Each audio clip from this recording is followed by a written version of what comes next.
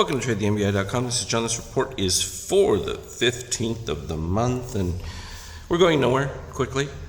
Just a steady assault on easing overbought, and that's all it is. And that's just a baseline following the ABM.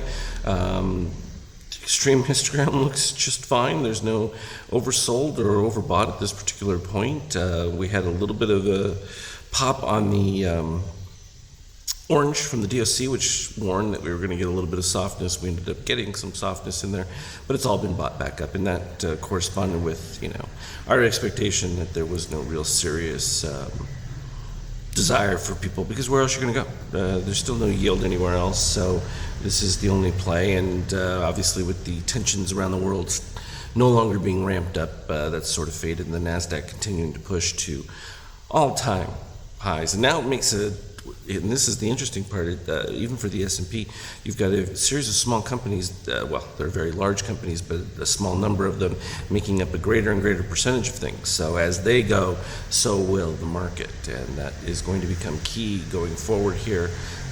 That climb on the NASDAQ, beautiful, extremely overbought at this particular point, but there's nothing wrong with that as long as this cyan stays below there.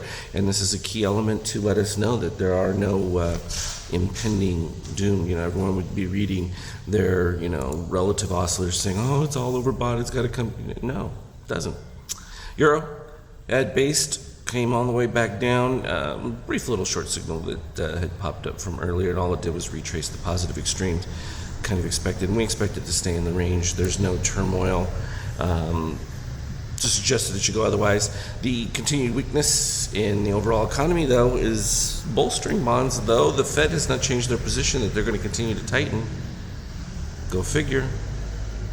Some things go opposite to what, because the reality is keeping rates low is a necessity for budgetary reasons. I mean, an explosion of rates, though, for the government as far as financing $20 trillion debt would be catastrophic.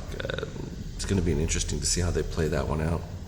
The soft pop in oil came off of that dramatic dip in the DOC. We talked about it going forward there, and as it started to improve, like we said, though, it's not going to produce all that much at this particular point. It doesn't seem like it will. We didn't get to overbought, so it's held off pretty decent. So there may actually be a little bit more time before it needs to come back and fill in the lower portion of that. And gold, having come off of that extreme dip, we had that crossover that happened with the number 2 that popped in there, and now actually we've got orange dipping below, so we may see a little bit more recovery out of gold. And that was just a necessary backfill into the dip below the red line. Happened over here.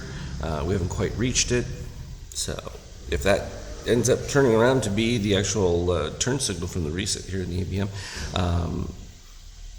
would be slightly improved, which means that there's plenty of money wanting to jump into it. Here's what we had from an intraday stand. We ended up with a buy that was like way back in here, and it's pretty much been like that with a bunch of series of additional dips of the orange below the red line for new buys, and the market really hadn't done anything, and now all of a sudden it's exploding after. So it just showed you there was a lot of accumulation going on within this overall, and it all happened at the same average weighted price right in here, right around that 23.85 range. So they were buying everything above and below it, and they kept it in line, and then boom, they let it move. And that's how the big players make their runs. So this is where sometimes you have to give it a little bit of leeway to do its thing, and it's just a prime example of it. But all in all, spot on with where we're at on these things, and the market's behaving nicely. It's kind of ho-hum. Would like to see a little more volatility with it, but we can't force the hand. We had some of that a little earlier, kind of like those big swings, but things are fairly stable, and if the economy continues to improve, you're going to hear more and more talk about that 93 type issue where you just get a slow rising because there's no reason not to keep buying and holding on to it.